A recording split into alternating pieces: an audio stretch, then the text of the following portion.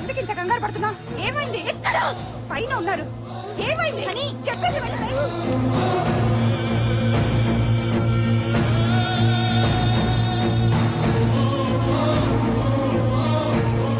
ఏంటి వదినా, ఎప్పుడు లేదు ఇంత కంగారు పడుతుందేంటి? నాన్న ఏమైందో? అల్లుడు రాయ్యారా, నిలబడవేంటి? దాదా దాదా లోపలికి దా. ఏంటి బావా, ఏంటి దెబ్బలు? అల్లుడు వచ్చిండు, దాదా ఉరిగిరా. ఓహో అదా విషయం. దానికెందుకమ్మా అంత టెన్షన్ పడతావు? Come come let me see him. Please.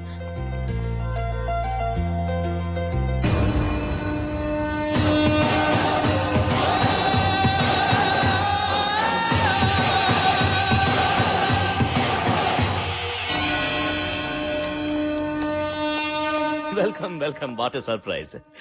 ఇదేంటిది?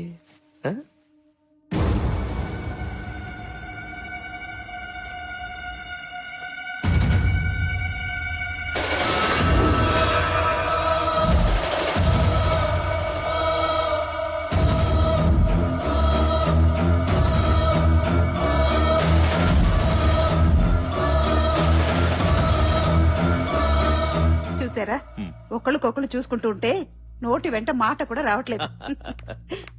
నా కూతురు కంగారుగా వస్తే ఇంకేదో అనుకున్నాను, కానీ అమెరికా నుంచి అల్లుడు వచ్చాడు అనుకోలేదు. అది కదన్న. Come on, you need not worry. Will have big dinner tonight, okay? And enjoy. Officer, what's happening? వీడొక పెద్ద క్రిమినల్.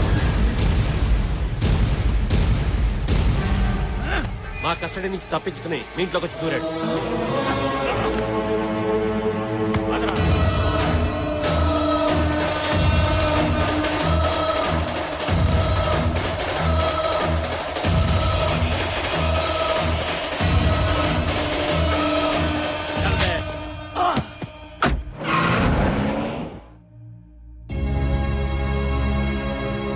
వాడు క్రిమినల్ అని తెలిసే ప్రేమించావా?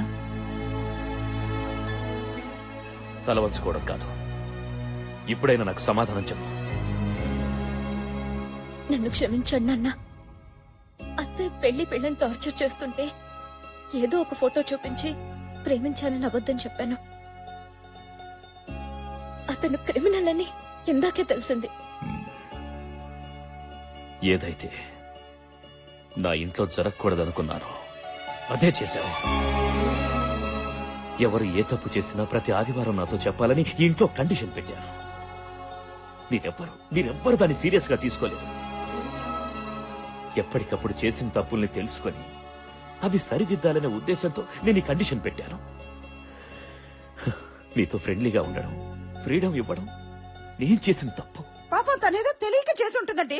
తెలిసి చేసినా తెలియక చేసినా తప్పు తప్పే. అయినా నాకిప్పుడే పెళ్ళొద్దు నాన్నని చెప్పుంటే సరిపోయేది కదా.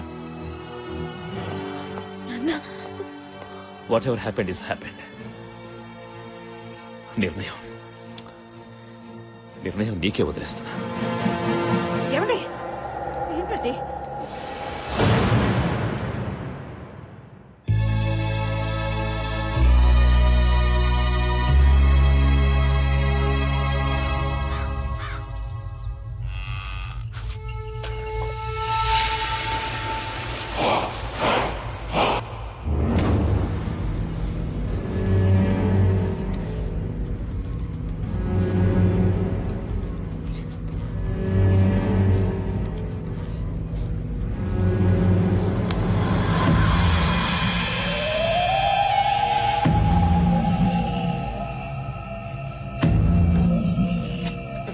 అక్కాయ్, నీ తోడుకి పావకడలో ఆనందమే కాదు, ఒళ్ళంతా మెరిసిపోతుంది అనుకో.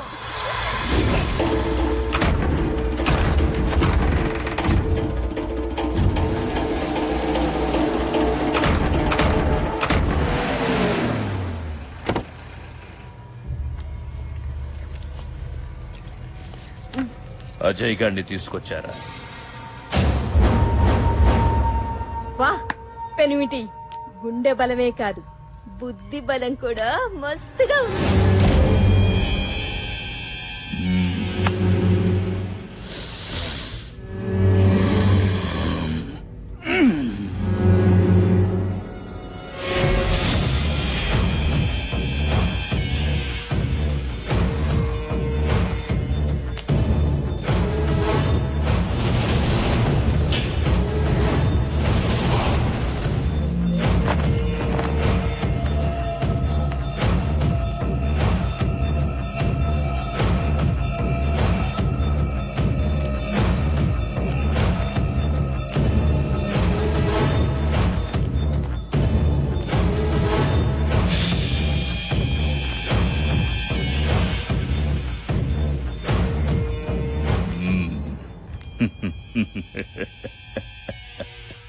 శబ్బాష్ తమ్మి, ఇంకా నా కంటికి కనిపిస్తున్నావంటే నీ ఆయుష్ చాలా గట్టిదిరా. అవును బావా, నీ చేతిలో అరక్షణలో చావాల్సినాడు 6 నెలల నుంచి తప్పించి తిరుగుతున్నాడు.